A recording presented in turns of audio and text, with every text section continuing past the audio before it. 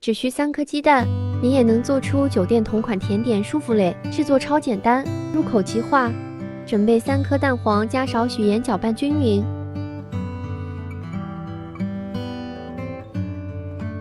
蛋清部分加2勺糖，打发到弯钩状态。再与蛋黄液混合均匀，就可以下锅了。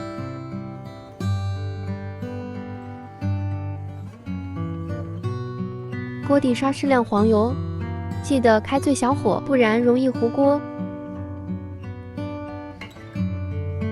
抹开后盖上盖子焖3分钟左右。开盖的那一刻，满屋都是蛋糕香味。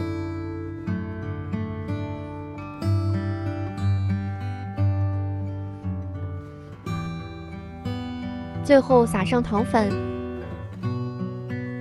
再加上自己喜欢的水果装饰就完成了。比棉花糖还要细腻柔软，很适合宅家的厨房小白和烘焙新手试试。